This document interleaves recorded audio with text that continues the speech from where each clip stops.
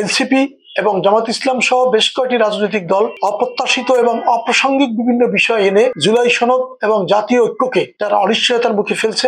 করে বলি, সেটা হচ্ছে যে জুলাই সনদের ব্যাপারে যেটি জাতীয় ঐক্য প্রতিষ্ঠিত হতে পারে, এটার প্রথম উদ্যোক্তা এবং প্রস্তাবক ছিল এনসিপি এবং বৈষম্য বিরোধী ছাত্র আন্দোলনের নেতৃত্ব দানকারী সংগঠনগুলো। বিএনপির জাতীয় ঐক্য এবং জুলাই সনদের ব্যাপারে কখনোই গুরুতর আপত্তি ছিল না, কিন্তু জুলাই সনদকে সামনে রেখে তারা বাংলাদেশের সংবিধানকে বাতিল করে, সংবিধানকে স্থগিত করে দিয়ে একটি অস্বাভাবিক পরিস্থিতি তৈরি করা এবং সেই পরিস্থিতির মধ্যে দিয়ে অশুভ শক্তিতে বাংলাদেশের ক্ষমতায় অবৈধ হস্তক্ষেপ করে দেওয়ার যে সুযোগ তৈরি করে দেওয়ার অপচেষ্টা বিএনপি মনে করত, সেই কারণে তারা জুলাই সনদের ব্যাপারে তাদের একটু টেকনিক্যাল অবস্থান ছিল।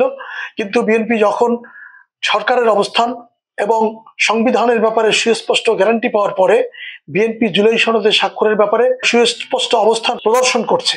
কিন্তু দুর্ভাগ্যজনক হলে সত্য যে বৈষম্য বিরোধী ছাত্র আন্দোলনের যে রাজনৈতিক প্ল্যাটফর্ম এনসিপি এবং জামাত ইসলাম সহ বেশ কয়েকটি রাজনৈতিক দল অপ্রত্যাশিত এবং অপ্রাসঙ্গিক বিভিন্ন বিষয় এনে জুলাই সনদ এবং জাতীয় ঐক্যকে তারা অনিশ্চয়তার মুখে ফেলছে এবং তাদের এই কর্মকাণ্ড পতিত স্বৈরাচার এবং পতিত রাজনৈতিক দল আওয়ামী লীগকে আগামী দিনের রাজনীতিতে সরকারের বিরুদ্ধে আন্দোলন করবার এবং জাতীয় নির্বাচনে তাদের অংশগ্রহণ করবার একটি প্ল্যাটফর্ম তৈরি করে দিচ্ছে।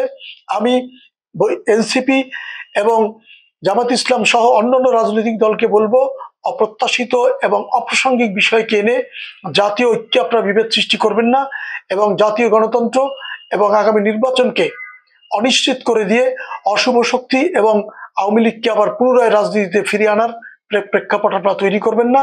যদি করেন সেটা সকলের জন্য ক্ষতিকারক হবে এবং বিশেষ করে বৈষম্য বিরোধী ছাত্র আন্দোলন এবং এনসিপির জন্য মারাত্মক ক্ষতির কারণ হতে পারে। সেই ব্যাপারে আমি তাদেরকে এবং জাতিকে সজাগ থাকার জন্য বিনীত অনুরোধ জানাবো। বান্ডেল থাকলে প্রতি সেনমানিতে টাকা বাঁচবে। বিকাশ সেনমানি বান্ডেল কিনে জিতুন প্রতি লেনদেনে।